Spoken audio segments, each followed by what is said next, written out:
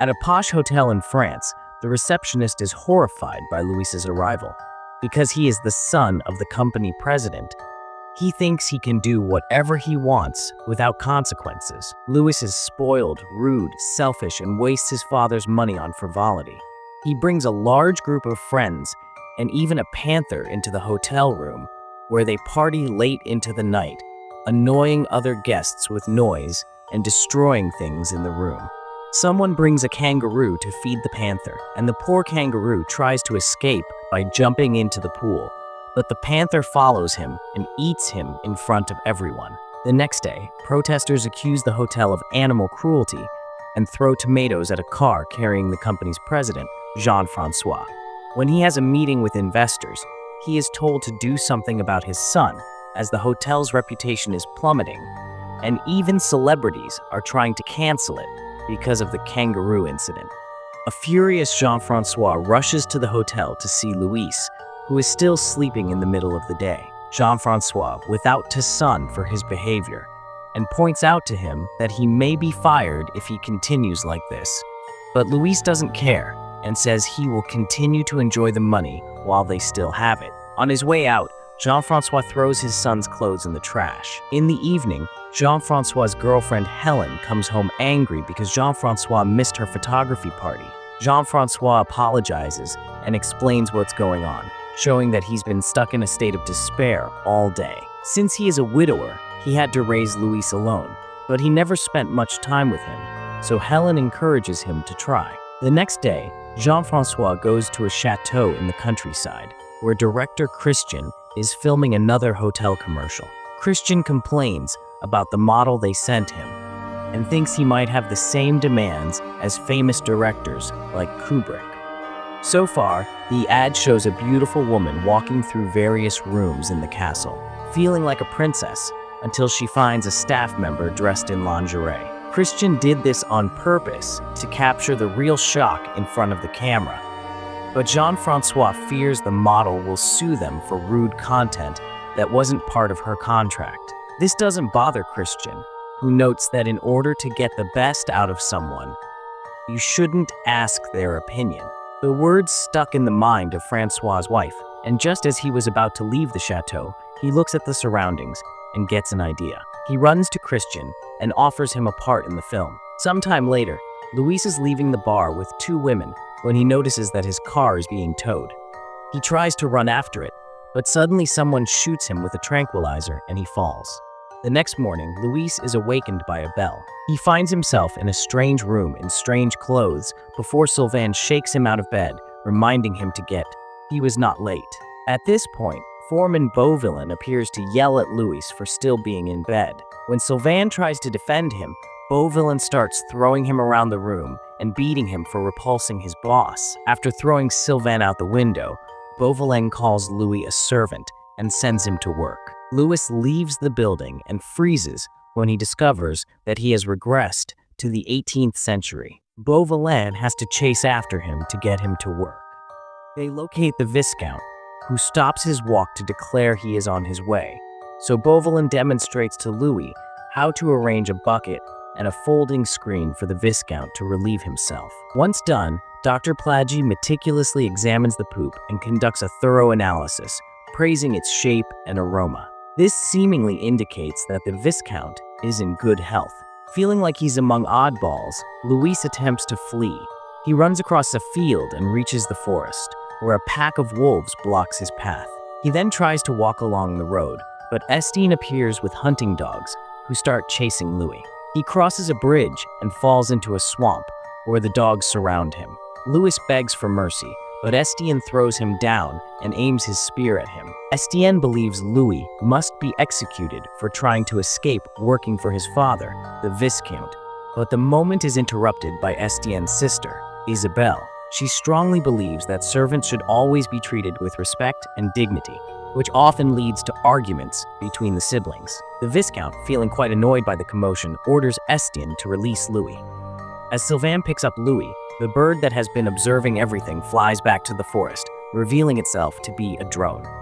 It turns out that this is not the past, but a cleverly staged movie created by Christian and Jean-Francois to teach Louis a lesson in humility. The team has established a base of operations close to the forest, and Jean-Francois is worried about the wolves and dogs. Christian explains that this step was essential to convince Louis that it was truly happening. Meanwhile, the special effects guy is busy setting up a table filled with fake poop, and Estienne takes a moment to check on his girlfriend Lisen, who is Connie's trainer. Meanwhile, in the fake village, Louis observes Sylvain and other servants peeling potatoes while he asks them questions. He learns that he is in the 1702 year, and France still has a king instead of a democracy. When Louis starts making comments about Hitler, Christian sends Beauvillain to get Louis to work. However, even while peeling potatoes, Louis keeps talking about coming from the future. At first, Sylvain doesn't know what to do, but he soon gets into character and reacts with confusion to every modern word Louis uses. Reflecting on the evening when his car was stolen, Louis speculates that he must have been struck by another vehicle. He deduces that he must replicate this event to make his way back to the future. He dashes outside and hurls himself at a vegetable cart, only to find it is too small, merely colliding with his leg. Undeterred, Louis sprints toward the actual carriage and collides with it, hitting his head and instantly losing consciousness. Sylvain rushes over to assess Louis' condition, but Louis remains unresponsive. Jean-Francois believes his son has died, and Christian attempts to apologize for taking things too far. However, Louise regains consciousness, and Christian joyfully proclaims that the show must continue. As days go by, Louise must adapt to his new routine.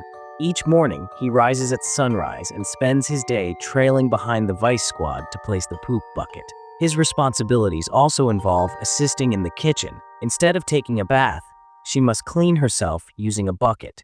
One afternoon, Jean-Francois invites Helen to witness the plan being executed. In the stables, Louis discovers Isabelle in tears because her father insists she marries an elderly, wealthy man she dislikes. She expresses her desire to find love with a young man, even if he is a servant, making it clear she's flirting with Louis. Louis, on the other hand, believes she's fortunate because she can marry the old rich man, wait for his passing, and then inherit all the money.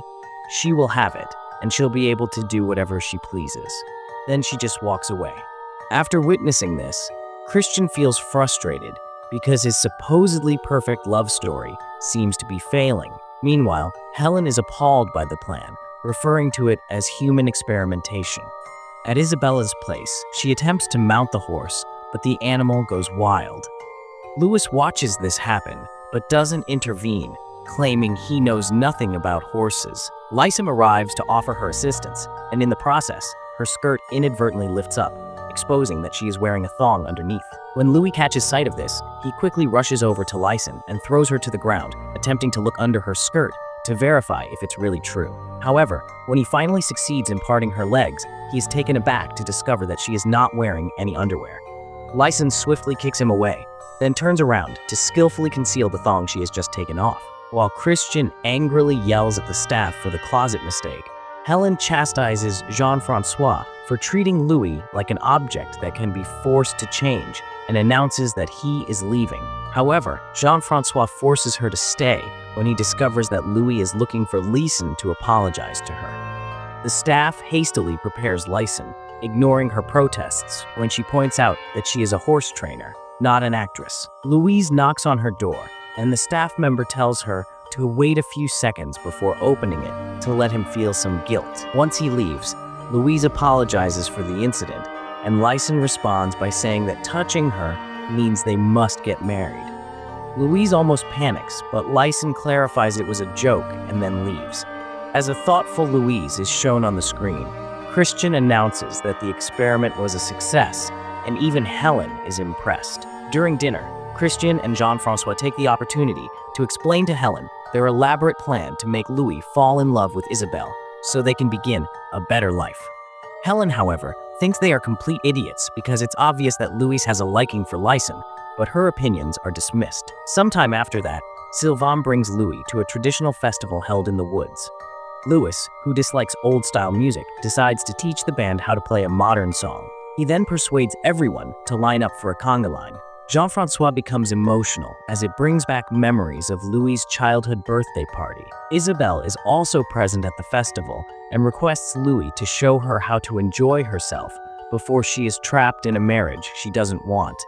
Yet Louis disregards her plea and chooses to search for Lyson. Helen stands firm in her belief about Louis's emotions, but Christian remains unmoved. Sylvain is dispatched to inform Louis that Lyson is by the river, but instead, he encounters Isabelle pretending that it doesn't. He immediately jumps into the water to save her and carries her in his arms. Isabelle tries to flirt with him, but Louis simply throws her into the carriage and drives away.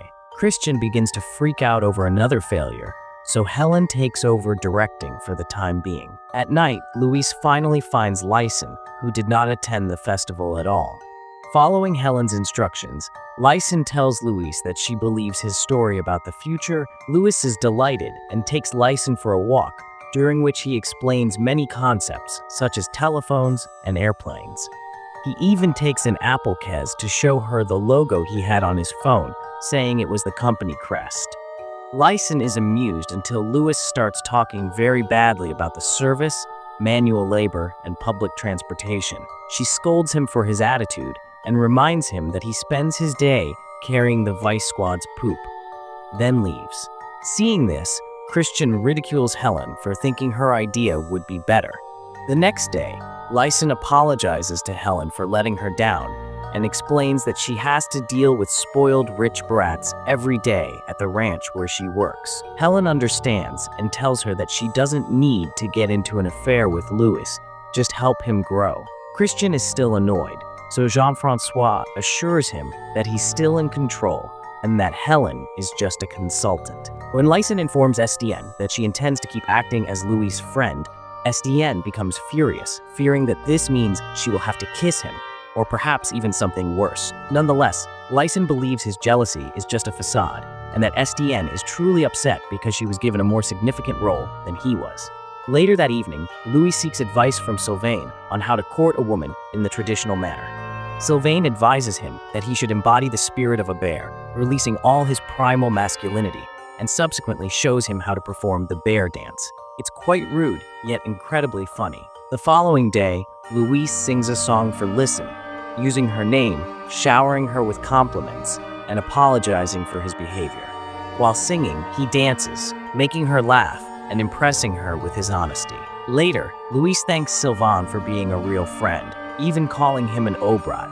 In the middle of the night, Jean-Francois disguises himself as a vice to sneak into Louis' room and watch him sleep. Sylvain notices him and realizes that this could potentially ruin the plan, leading to an argument. All the angry whispering ends up waking Louis, and Jean-Francois is forced to cover his face with his jacket. Louis remains convinced he's seen his father, so Sylvain has no choice but to hit him to knock him out. Then, an enraged Christian has to storm onto the set to forcefully drag Jean-Francois away. The following day, Louis tells Sylvain that he hit his head while sleeping and dreamt about his father.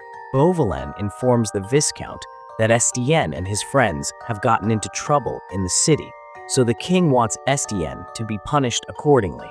The Viscount speaks to Louis in private and asks him to pretend to be Estienne and accept the punishment instead. If Louis agrees, the Viscount will give him his own farmland and permission to marry him. Initially, Louis says no, but then he reconsiders when he understands that this might lead to marrying a Lyson. A few hours pass and Louis is in a cage acting as Estienne.